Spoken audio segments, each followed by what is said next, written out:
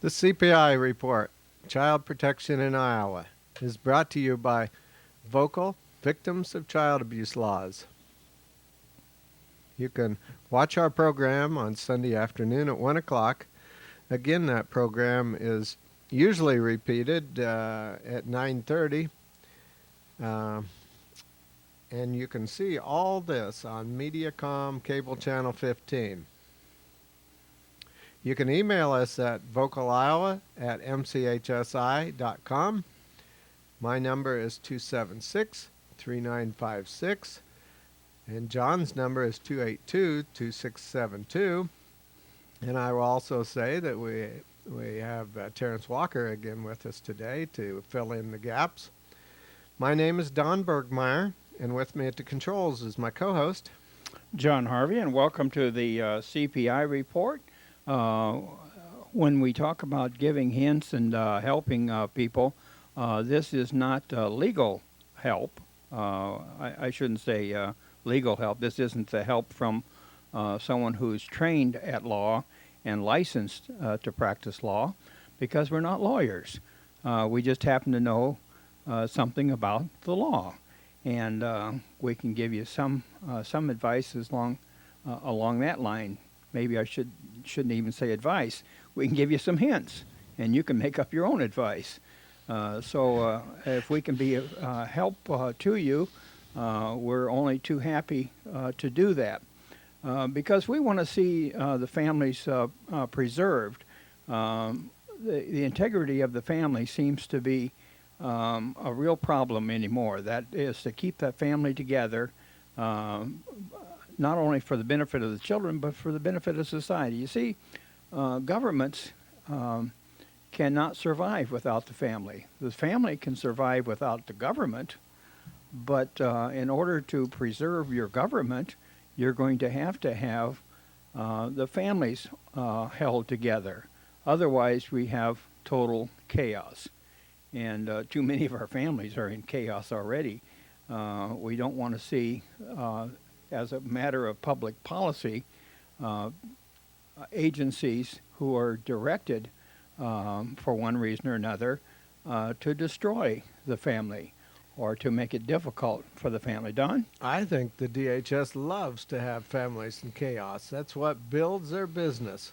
So what better reason than that to put a family in chaos? That's right. Yes, it is. That's part of their marketing strategy, is to make certain that families are unstable.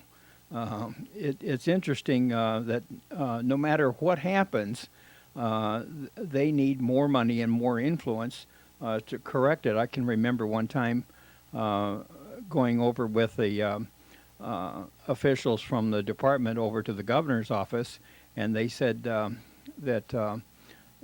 there's a problem financially in Iowa, and it looks as though even though we've come through some problems, that now the financial status is in the future is going to be better. And the governor simply turned and looked at them and said, "Well, that's good, because that means you'll need less budget, right?" So if they look at what they've done and pat themselves on the back because the economy is becoming greater, and because the economy is coming greater, they want bigger budgets. I don't understand that. We're seeing something right now, and we've talked about it in the last couple of weeks, about how the Department of Human Services has attempted to broaden the skirts of their tent. They have attempted to ensnare more and more families, even families that where there is no abuse occurring, because they want the influence, and they're willing to pay out $159,000 a month to wrap their arms around families and to minister to those families, counsel those families, put those families into all kinds of services which may or may not be needed services. But at least it expands the influence of the department. Now, why in a time of critical need financially would we want to expand or open up a whole new line of services. In business, you call it a line of business. Open up a new line of business when there isn't sufficient funds to take care of what's going on in today's world. Well, and they're doing all kinds of things such as redesign to cover up all kinds of errors and mistakes. It's interesting to note that one of the things that DHS uses as one of its tools to keep people safe is to put children in foster care. It's another thing, another note that we need to look at to find that the government, this means the federal government, is supplying the funds and the pats on the back when the number of children being adopted rises. Well, if you put out incentives for an agency to do something, there are going to be agency people who are only too happy to do whatever it takes to grab onto those bonuses, to grab onto whatever funding they can get their hands on in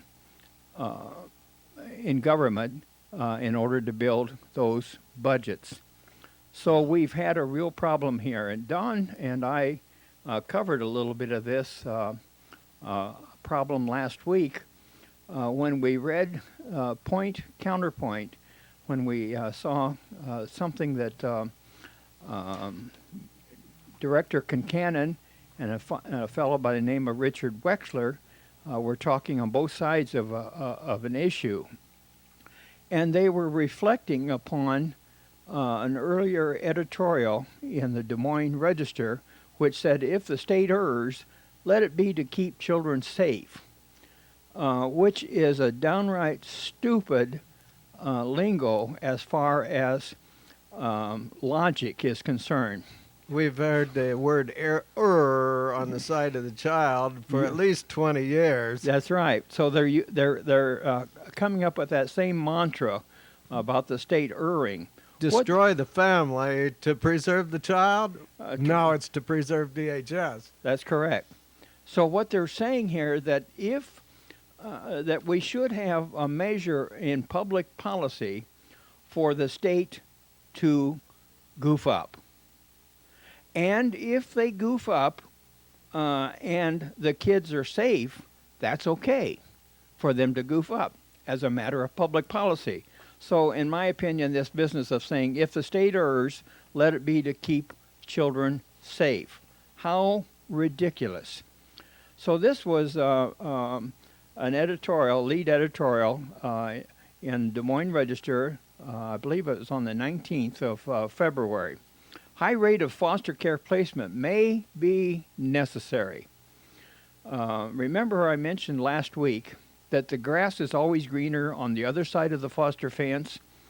In other words, all we have to do is to take children away from parents to make absolutely certain that they will be safer than if they were with their parents. Now, the stupidity of that is that we have shown that in studies that the opposite is true. Did you have a comment on that, Terrance? I did. Okay, Don. That's not, that was Terrance, wasn't it? Anyway, my comment about, you were talking about greener on the other side. And I've told this story before, and I'll shorten the version, hopefully. Anyway, down south, it was on the news, 15 years ago probably now, that a boy 10, 12 years old was put in foster care and fell in love with the foster parents. So the news report says he filed for divorce. Well, he had to have an attorney to do that. Anyway, he filed, not divorce, termination of parenting rights, excuse me. And so he terminated his rights to his parents, and his parents, of course, lost in court. And 1 year goes by on the other side of the fence where it was greener, where all the ice cream is and all the sugar plums and everything else. And 1 year later, I happened to catch a news article saying he went back with his parents. It's not always greener on the other side. DHS, will you ever learn you're destroying families? John? Uh, for some reason, uh, they don't take into account the actual statistics from the study, which shows that children are 8.4 times more likely to be abused out of home placement. Now, why would that be true? You see, the care and love for a child is generally greater by the child's own parents than it is for anyone else. You can have a lot of love and care for your own children, and you may not have all that love and tender care for the neighbor's kids who run across your yard and who kick your pets and so forth. So you may not have all of the grace and tolerance for them. You may not have all that much tolerance for your grandkids, but you would for your own children. So a parent, and I think of the illustration of the mother cat that I read about in a newspaper one time that vacated a home that was on fire. But before she vacated the home, she went back to to pick up her kittens one at a time. They showed a picture of the mother cat. Her whiskers had been burned. Her ears were black and had been seriously seared by the flames. Her face was so distorted that you could hardly see it as a cat, as a mother cat. But you see, that cat had instincts to remove her children from harm that no other cat would have considered. A dog in the state of Florida watched his master dig a hole and bury 5 puppies. When the master left, the dog dug down the 2 feet, and in Florida, if you dig down that far, you hit water. But apparently, their soil depth was a little deeper than that in this story. And she rescued those puppies. That story went worldwide, and there were demands for the request to adopt those puppies. And I think 4 of the 5 actually survived the brutal live burial by this person who apparently didn't want to have puppies around. Well, back to the story. You see, that's a mother's love for the little puppies. And another dog would not have bothered to get his paws dirty. You see, and if God can put in the heart of a beast that kind of love for the offspring, can you imagine what kind of love He puts in the heart of a human for human children? Well, high rates of foster care placement may be necessary. Iowa leads the country in placing children in foster care, according to one calculation of federal data. This state's rate of removal is 3 times the national average. I wonder why. Well, we like to have 3 times the bonuses. That's simple to explain, isn't it? State officials dispute these findings, saying that the way Iowa counts removals makes it appear as if more children are sent to foster care. Well, they probably aren't beyond fudging with the figures in order to increase the bonuses. As if children are sent to the Iowa counts removals make it appear as if more kids are sent to foster care. But even accounting for that, Iowa still ranks high for removals. So what should Iowans make of those numbers? Maybe it's the social workers are too hasty in removing children. Or maybe it's the state is doing a good job of keeping children safe, like looking at the green grass on the other side of the foster fence. we lean toward that interpretation. Well, I don't understand why they make a lot of presumptions in this article. Maybe this, maybe that, maybe this, maybe that. You know, who's to say? But I mean, until you have a quantitative uh, analysis, I don't feel that we can draw any kind of conclusions. It doesn't make any sense to say maybe this, maybe that. and the default value should be what? With respect to the placement of the children, the default value should be leave them with their parents. That's what the studies show, that if you take them away from their parents, they're more likely to be harmed. But we ignore those statistics, and I agree with you, Terrance, that we get into all kinds of speculation here. Maybe this, maybe that.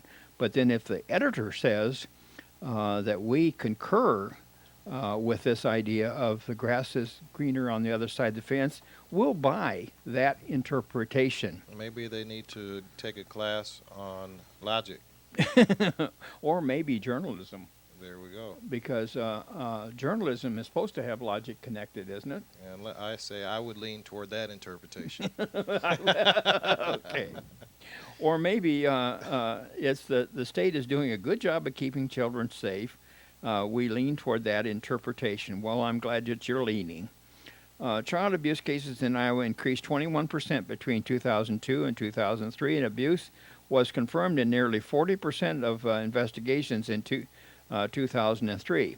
Guess what determines whether a case is founded or not? The whim of one social worker determines whether a case is founded or not. And if they need more cases, what would they more likely to do? Found them instead of unfounding them. Well, they're confirmed in nearly 40% of investigations in 2003. That's a rate higher than the surrounding states. One reason is Iowa's meth problem. Well, I suppose, but we've had this problem of foster care long before meth. Social workers have the tough job of trying to determine whether abuse has occurred, and workers and judges walk the fine line between keeping kids safe and subjecting them to the trauma of being taken from their birth families. Yet the gravity of not removing children soon enough weighs on state workers too. So maybe the best solution is to remove all children from their homes and put them in licensed, supervised foster care homes. Never mind that the statistics show that that would be a disaster, but isn't that what this logic is tending to prove to us? That we need to remove, or that would be the ultimate of the reasoning that I'm seeing here, is let's remove all children from all homes, put them all in these pristine foster care, supervised, licensed homes, and since the grass is greener on the other side of the foster fence, the children will be a whole lot better off. Yet the gravity of not removing the children soon enough weighs on the state workers too. Iowa learned that lesson from Shelby Dewis. After social workers failed to remove the Spirit Lake toddler in 1999, she died at the hands of so-called caregivers. Then Iowa adopted a when in doubt, work to take out philosophy. The thinking was that it's better to remove a child from a dangerous home than to risk another child's death. Maybe that has led to removing too many kids to be on the safe side. Well, of course, to be on the safe side, you remove all kids, I think, according to this fallacious logic. Or perhaps Iowans are reporting more abuse after the Dewis death. It's hard to know what high rates of removal totally reflect. A redesign of Iowa's child welfare services is underway, intended to help ensure that sending a child to foster care is the absolute last resort. Not from what I'm seeing. Family team members will be used to resolve disputes and enlist support for kids. Community partnerships use public and private agencies to help families in crisis will work to reduce new abuse incidents and keep kids out of foster care. The goal is early intervention. Removing kids from their homes is nothing to celebrate. It means adults have already failed them through neglect, drug use, or physical or mental abuse. Then the children are traumatized again by removal from everything and everyone they know and love. See, that's a very devastating thing. Yet apparently the editor realizes that. Yet no matter how well a system works to keep families together, it will always be necessary to remove some children from their homes. Some parents simply can't take care of their children, no matter how heart-wrenching it is to separate children from their families. Sometimes it has to happen. If it's the state's job to keep children safe, and I say, no, it isn't. It is not the state's job to keep children safe. That's why God invented parents. And they can do it a lot cheaper and probably far more satisfactorily. Maybe the latest numbers show Iowa is doing that better than other states. How is it doing it better than other states? By removing more children from the people who should be interested in taking care of those. Did you have a comment, Don? Just a minute ago, you quoted that they have to sometimes remove children, or as it says, sometimes it has to happen, is what it says. It's a guessing game. It makes it sound as though that, well, maybe a child or two every year. We're talking about thousands of children, aren't we, John? At any given time, the director of Department of Human Services is the custodian of 10,000 children in Iowa. Now that's a pretty big task, in my opinion, and I think it's probably a totally unnecessary task. Sure, there are going to be exceptions, but you don't build a system based upon the needs of exceptions, do you? You build a system to target the exceptions and send the other children, or make sure that the other children stay home. Well, Don, did you have a comment on that, Terrance, by any chance, before we move on to the next subject here? No, just like I said before, maybe they need to take a class on logic. Right. Because there's too many maybes to draw a conclusion off of something. You generally want to have some hard facts that support one opinion or one position or the other before you draw a conclusion. They first off don't have any hard facts, and they're basically saying that they lean toward one position just because they feel that way, and that's not the way you determine policy. In my estimation, you want to determine policy based upon something concrete. This is not concrete. It's very shaky. Yet we want to throw tens of thousands of dollars, I think you said hundreds of thousands of dollars, to a proposal which has no basis in logic. That's right. That's right. Well, we can be critics. We can stand on the sideline here, I suppose, and critique what's happening. But in the meantime, children are being taken away from their parents, and they're under the guise of a lawful, productive activity. And we know for a fact that many of these children, we don't get to see hundreds of families like the DHS does, but we see enough of them who have been taken away inappropriately that we believe that there is a far greater problem than what the Register editor believes there to be. Well, let's turn to another subject here. This is a subject, well, I guess it isn't entirely different because this is a removal of people from their environment in order to put them to lock them up. And here's Uh, where a lot of children that turn 18, 20, 30 years old, this is what happens to them. Go ahead, John. Okay, tell us what the proposal is, Don, and if we have any recommendations. Oh, I'm on the air, aren't I? I thought you were still talking. Sorry. Anyway, I was talking about referring to the new jail that Polk County hopes to put up. Statistics shows that a lot of foster kids, when they grow up, under the training of the DHS, they eventually, quite a few, end up in prison. So we want to compliment DHS for a job well done.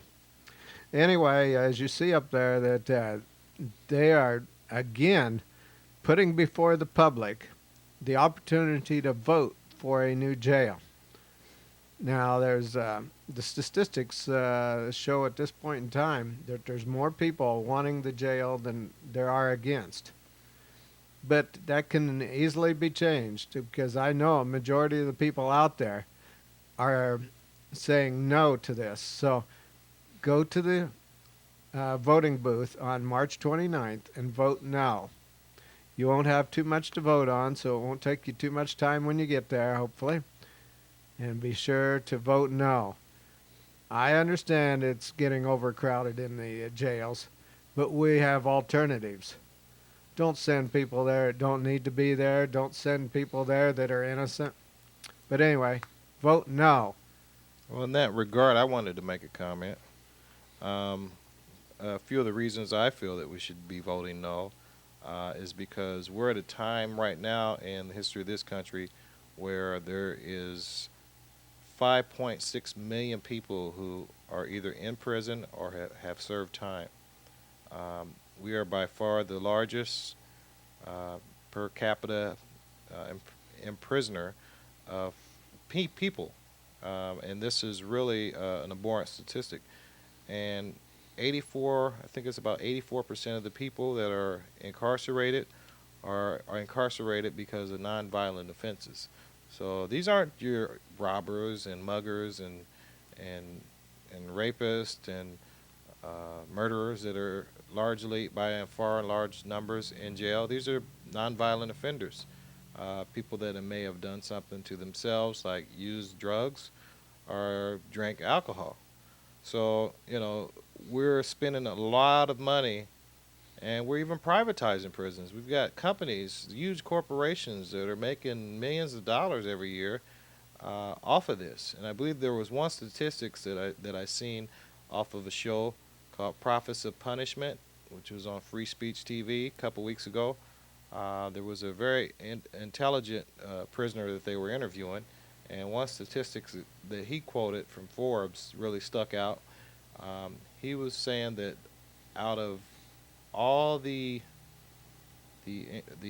corporations and the whole industry, the industry of what do you want to call it? The Incarceration industry? yeah, the incarceration industry here in the United States, the prison industries, the correction industry, they make more money per year than all of the top 10 companies on the Forbes 500 list combined.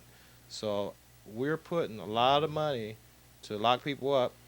We need to force the people that are determining policy to come up with creative solutions that will basically rehabilitate people and not at the same time lock them up and make them non-productive members of society. And I think that would be more productive and more progressive than what we're going to. We're going to be a society here. In the next decade, we continue on this rate, we probably have 4 or 5 or 6% of the people in our country behind bars. It doesn't make any sense. That's right. Well, another thing, I think that it's handy for judges to simply say, lock them up, lock them up. And of course, any police officer can pick you up on the street, and first thing he does, if you don't sign if you don't sign the ticket, or if for some reason or another he doesn't take a liking to you, he can throw you in jail. and Or you shoot can. you. Right. Well, but so as long as the jails are available, crowded or uncrowded, that place is available for that kind of nonsense. I went to a sentencing hearing, and following the sentencing hearing, the fellow was told that he was to sign a for probation. Well, since it was supposed to be a deferred sentencing, he didn't think that probation was appropriate, and he chose not to do that. Well, the a couple of judges finally convinced him that he would go to jail if, even though he didn't have a counsel, he would go to jail if he didn't obey the judge who said to sign the papers for probation. Well, he didn't choose to go the probation route until the judges finally said, either you sign or you go to jail. Well, that's So he couldn't pass go then, I guess. he huh? couldn't pass go. Okay. Okay, and he couldn't collect his $200 and so forth. So if you don't do it the way the judges want you to do it, you can go to jail. So why should we spend $68 million for a toy for these people to play with? They can throw you in jail. Not only that, but then they can also give you a bill for $85 a day for the privilege of being in their jail. And I think that's totally ridiculous, too. And I think at this point we're going to turn the program over to listen to some comments about the judiciary. The reason why we've asked Terrance Walker to look into some of these things for us is that this whole idea of child protection is so closely related to courtroom battles that we think that it's important that he be alerted, or that you be alerted as to what some of these problems are in the courts, and how you might be able to avert some of the problems, because there's a lot of cleanup that needs to be done in the court system, and he may have an idea or two. Listen to what Terrance Walker has for us. Okay. Thanks a lot, John. Some of the recent events here that's transpired the past week or two are really stick out in my head as being indicative of a large symptomatic problems with the court nationwide and the legal system, and it indicates the level of frustration that's out there. I myself, and if you go to redressinc.org, there's over 300 legal reform groups that have been formed over the past dozen or so years, and they're basically frustrated at the legal system and the way it works, or should I say it doesn't work.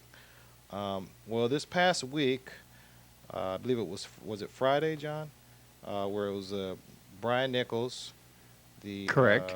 fellow down in Atlanta, Georgia, took a gun from a deputy. He was on trial for rape. Second time. First time, it was a hung jury.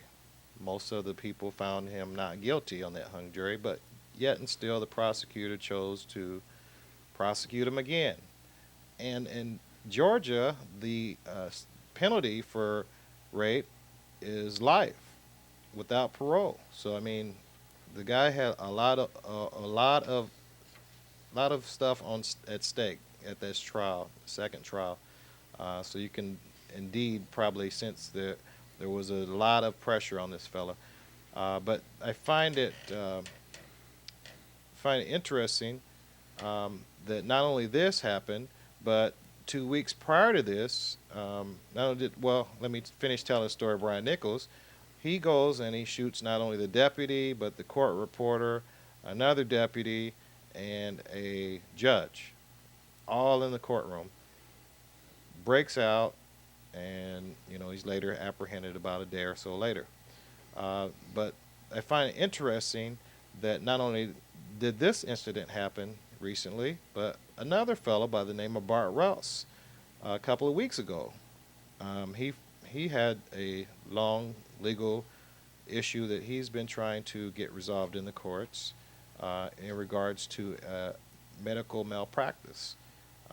The guy obviously didn't have means to retain a high dollar attorney, but he tried his way in court without that. He tried to pursue the case by himself. Well, the courts, after several years, uh, dismissed not only one of his cases, but I believe the second case as well. So this guy is so frustrated right now, and his medical problem is so out of hand that he's got a disfigurement of his face. The guy doesn't even look like he has a lower jaw. That's how bad his face looked. Well, he's so distraught at this time, after 12 and a half years of dealing with this, that he goes off and kills the judge's family. And I just wanted to read a little bit of the excerpt of what he had to say in his letter. This was from this is about the Lefkoe murders. And when was this in the news? This was in the news March 11th. This is the Lefkoe murders. This is Bart Ross's letter to NBC Channel 5, and Bart Ross was, of course, in the Chicago area. The morning after murder suspect Bart Ross killed himself during a traffic stop in West Allis, Wisconsin, staff members in the television newsroom at NBC 5 in Chicago discovered a handwritten letter that had been mailed to the station bearing the signature of Bart A. Ross. The letter was handed over to FBI agents Thursday morning, and NBC 5 shared a fax of the 3-page text with the Tribune. I regret killing the husband and mother of Judge Lefkoe as much as I regret that I have to die, for the simple reason that they didn't do anything wrong. They are as much victims as I for over 12 and a half years. I broke into utility room to Judge Lefkoe's house at 4:30 a.m. to spend all day there, and in the evening to get Judge Lefkoe and then others, whoever I could get. But Mr. Lefkoe discovered me in the utility room about 9 a.m. He had office next to utility room in the basement. I had no choice under circumstances to get my justice, but to shoot him. Straight, not like Channel 9, WGN 9 p.m. news stated in the back of the head. Then I heard voice, Michael, Michael. So I looked to the hallway in the basement and saw the older woman. I had to shoot her too. I followed with a second shot to the head, in both cases to minimize their suffering. For years I was carrying about depriving one justice to no effect. This blank understood nothing. Court of Appeals made decisions on November 29, 2004. This was absolute end to me because no possibility of blank any resources to continue to United States Supreme Court. What illegible, this is these blanks, they don't understand the writing. What blank have the same end anyway, because they are all judges. On February 4th, 2005, I had to vacate previously owned house, what I extended to February 14th, 2005. After 12 and a half years, Nazi style blank, I still procrastinated with putting into effect getting my justice, although I considered myself dead, finished completely. I missed blank opportunities. Since February 14th, 2005, I lived in my car moving around, and when I got numb enough to care about nothing, I finally did it on February 28, 2005. In me, there was 12 and a half years of blank and knowledge. I am already dead because the listed blank doesn't know how to let live. After I shot the husband and mother of Judge Lefkoe, I had a lot of time to think about life and death. Killing is no fun, even though I already knew I was dead. I was the product of an entire civilization of humanity, historically speaking, and all the people of goodwill. Let's say, for example, Mother Teresa, etc., affected me. I was helped by 2 doctors and an attorney from Texas who gave me these doctors. To make my story short, I gave up further killings on about 1:15 p.m. on February 28th and left Judge Lefkoe's house. I still approached Dr. Breeley's house in Northbrook and Judge Brunstein's house in Glencoe. Judge Lefkoe was number one to kill because she finished me off and deprived me to live my life through outrageous abuse of judicial power and declaration of the judicial office. Judge Lefkoe, to her neighbors, is a church-going angel, quote unquote. To me, Judge Lefkoe is a Nazi-style criminal and a terrorist, blank. By giving up further killings, I let them live. What they took away from me. They practically murdered me, and in this way they murdered husband and mother of Judge Lefkoe. And although I killed them, I am not a murderer. U.S. soldiers who killed innocent Afghans, Iraqis are not considered murderers. Blank, including Judge Lefkoe, are murderers by depriving me right to live. I still would be lucky to make a number of killings. I had 22 with noise reducer, relatively quiet and effective. It's not too difficult to make. And I had a backup of a greater force. I was not Mother Teresa, never tried to be, but as I said, in my life I benefited from people's goodwill and sacrifice, and I hope that letting them live, at least a few, will be more beneficial than killing them. Considered myself dead already for a long time. So, like kamikaze, whatever the spelling, I could blank a few houses, or at least one, on basis of effective invasion of Judge Lefkoe's house. To end, damn you all, those whom I contacted, for not stopping violating me Nazi style for 12 and a half years and not letting me live, and damn you all for converting this great country into Nazi style criminal and terrorists, which mutilated me Nazi style for over 12 and a half years and did not let me live. Bart A. Ross. Well, I thought that was a very interesting letter. Rather long.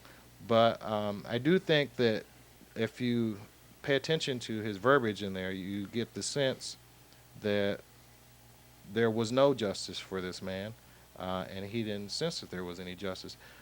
From what I've read about the guy, he extremely smart. He had multiple business licenses and professional licenses. He was a contractor. I think he was an electrical worker as well. Same with the fella down in Atlanta. Very intelligent guy. Had a great paying job at Hewlett Packard, Unix systems programmer analysis. The guy was making over $100,000 a year, according to what his brother said on Larry King's show on CNN. So regardless of what picture that they came out with to paint this guy as a stereotypical crazy black man, all their notions on the media when they came out with the story about him proved to be false. So here you have it, two individuals, productive members of society. What does the media do? They try to paint them as nutcases to sort of fit into their box of what they feel someone like this would do. Yet when we look at all the reasonings behind these two incidences, we have to conclude that apparently their sense of what justice was not being produced and set forth in America's court systems. So, they chose to use the bullet instead of the ballot. Now, what we advocate with VJO, Vote Iowa Judges Out, just to take off of Malcolm X's terminology, the ballot or the bullet, speech he gave back in 1964. But we advocate the use of the ballot. So I don't advocate anybody go out there and use the bullet. But I think it's high time that judges take notice. I think that it's too sad that it takes an incident like these, or incidents like these, before these issues come to light in the national media. But security shouldn't be the only issue that's being addressed as far as what the media is concerned.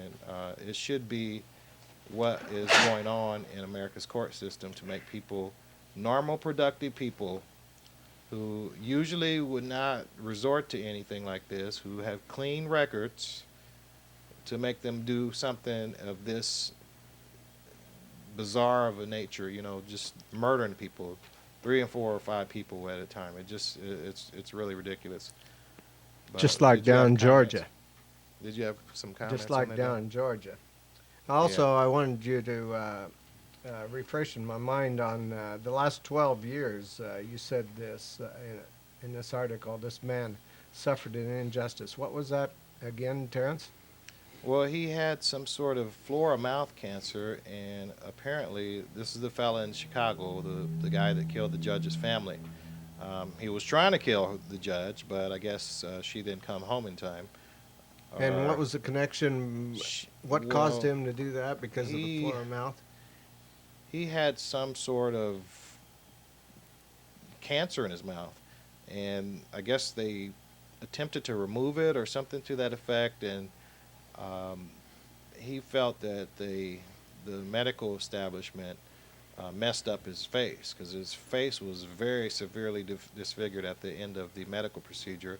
So he pursued a lawsuit, and then he pursued another lawsuit without an attorney, and they wouldn't appoint him an attorney. So he was basically um, researching the cases by himself and trying to file and meet these deadlines and present all these legal issues himself, and to no avail. And one other point I'd like to share is that these are two great judges. I mean, I wouldn't advocate doing this against bad judges, but these judges weren't apparently too bad from what I could tell anyway. They seem to be um, more caring than others, at least from what I read in the filings. So he must have taken some cases to court in front of that judge and Yeah, ticked him off. yeah. She basically denied him the right to have, or not. Well, he didn't have a right. He does. You don't have a right to file to counsel in a lawsuit of this nature. So, he asked for counsel and they didn't give it to him, and he was basically proceeding on his own. And I think Judge Lefkoe had said something to the fact that, well, there's no statute or any legal grounds to pursue this lawsuit, and dismissed his case. And he tried to appeal, and the appeal wasn't heard. So Well, we got another case going on here in Des Moines that same way. I imagine a lot of people go in, poor people, and they have no right to counsel. And look what happens. People get killed. Well, maybe we need to change the law a little bit to help the indigent people. John? Terrance, on something that is as before the public as much as the Georgia case, there are lessons to be learned. What lessons do you think present themselves at this point? Lessons that we as a public should be learning, lessons that the security people should be learning, lessons that the police and others in corrections should be learning. Terrance? well, I think the some of the issues on the security and all that, I mean, that's been thoroughly hashed and rehashed on the regular mainstream media. I don't want to go over that because I think that it misses the whole point of what motivated these individuals to do this. We can secure people, yeah, we can put people in bulletproof bubbles if we want, but it's not going to change people's motivations to do these types of things. So, I mean, I think we're not addressing the full aspect of the problem. So, and who wants to go around anyway and next to in a bulletproof bubble? Who wants to be isolated and secured so much that it just makes everything practicable? But anyway, I think if we address people's motivations for doing this and address the reason why these people are motivated, I think that we will actually come up to a more long-lasting and all-encompassing solution. The problem is that the legal establishment here in America has gotten out of hand. We've got the highest incarceration rate. We've got more lawsuits filed than probably any other country in the world. We've got cases that are, you know, regularly rubber stamped. We've got judges being bribed. We've got judges immune from lawsuit. We've got uh, we've got prosecutors um, pursuing cases which don't need to be pursued. I mean, the guy had 8 people vote in his favor on this on this first trial. So I mean, they voted not guilty. 8 out of 12. The Georgia case? Yeah. Now I know that technically it doesn't violate double jeopardy to retry this individual, but at the same time, the prosecutor's got to know when to say enough's enough. You know, why drag this man through not only one trial but 2 trials where the stakes are as high as his life, his freedom for life, and put him under all that pressure? The guy is obviously, you know, the jury was not convinced of the case the first time. So why are you going to try to go through and waste taxpayer dollars, pursue this case again, go through weeks of testimony, weeks of a trial, and, you know, hundreds of thousands of dollars? You know, it doesn't make any sense. I think we need to not only deal with the security issue, which they were talking about on CNN forever and ever. Well, we need more police there. We need better gun. We need guns that recognizes the deputy's handprints. You know, Right. okay, well, you know, fine, but you know what happens when the technology, the chip doesn't work, and the officer needs to shoot the dang on gun, and you know they're stuck. So I mean, therein you have the same problem. So what we really need is a all-encompassing solution, and that is to rid the insanity, or get the legal establishment to rid itself of the insanity that is within it. There's a lot of insanity, and I think for weeks and weeks on end, we've talked about a lot of the things that are insane within the legal establishment. For one, judges are immune from lawsuit.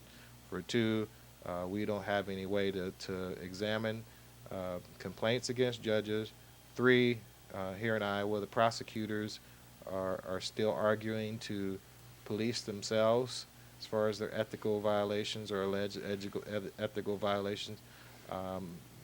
Four, we need to balance things as far as, you know, how do we get justice to the poor? You know, we've got prosecutors and government lawyers that are getting paid, you know, more or at higher rates, and having the more established and more professional lawyers than the poor people that have to go, you know, get the public defender, or the poor people that have legal matters that, in a non-criminal matter, have to go and get a public aid lawyer. You know, pro bono work, or which is lawyers that are given free work for people, that has declined dramatically in the past several years. I mean, so you know, we've got to have more all-encompassing solution. Now, these guys, you know, I know the one guy wasn't poor, you know, the brother out in Atlanta, so he could probably defend himself and pay for his means, but the other guy couldn't. So, you know, and I think one other thing I wanted to raise real quick is that there's an article by Sun-Times columnist Mark Brown that really highlights the attitude that that media has towards people that have problems with the legal establishment. If I can just read this, I'll be real Sure. quick. Sometimes it starts with a child custody fight or a business disagreement or a dispute over will. Sometimes it's a complaint against a doctor. Whatever the provocation, nothing gets resolved in the mind of the aggrieved party. And then the downward spiral starts. When he gets no satisfaction from the doctor, he goes to the hospital for relief. When that doesn't work, he files a malpractice case and maybe goes to the medical disciplinary board. When he loses the court case, he blames the lawyer, then the lawyer for the other side, and finally the judge, although not necessarily in that order. So he hires a new lawyer to file an appeal and then sue the first lawyer, and when that approach fails, he goes to the Attorney Registration and Disciplinary Commission to seek sanctions against all his lawyers, and then to the Judicial Inquiry Board to have the judges disciplined. He may call the FBI and write his legislature. All the while, he's reading up on the law and trying to get his case heard in the courts again. This time he's filing pro se and serving as his own lawyer. After all else fails, he may come to us in the news media. To my knowledge, I've never had any contact with Bart Ross, the man who now is suspected of the murders of Judge Joan Lefkoe's family members. But over the years, I've heard from dozens who fit his profile. Most of us in the news business have. They don't always wait until the bottom of their spiral to reach out to the press, but when they do, they're easy to spot. Their story comes accompanied by a blizzard of paper that documents not only the details of their case, but also the depth of their obsession. There's nothing I can do. When they call, I try to be polite and listen to them for a moment before giving them the brush off. When they write, I usually toss their stuff in the trash, even though sometimes there's a thread that might ring true. My thinking is usually this: there's nothing I can do. And I'll just stop because the rest of the article is basically the same thing. There's nothing I can do.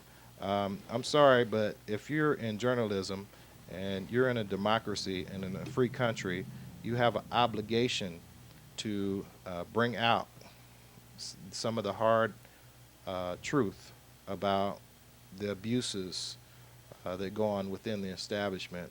That's right. If you're not, you might as well go to Russia and work for, or not actually Russia. Russia is supposed to be free now, I guess. Or go to some other third world country or a communist country and just work and toe the line of the official. Just write their story, write their issues. Don't care about anybody, the common man. You know, what good is a paper if it's not reporting on regular people? This is what I got to say to Mark Brown and to all of those like him. I think this goes on too much.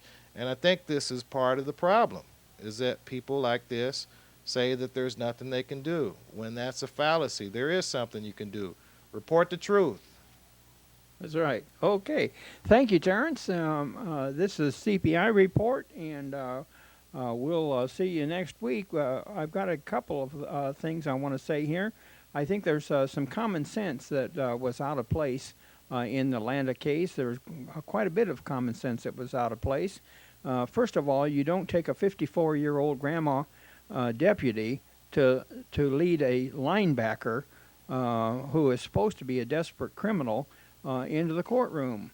Where in the world were the brains that would permit this sort of thing to have occurred in the first place?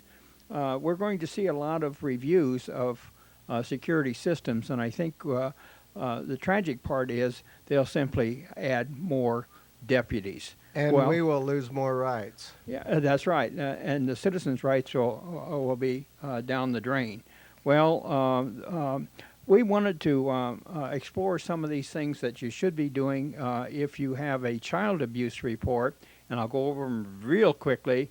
One is to request expungement. If you don't get your way there through the evidentiary hearing, you can request a review by the director of DHS. If you don't get what you need from that, you can file a petition for judicial review under 17A of the code.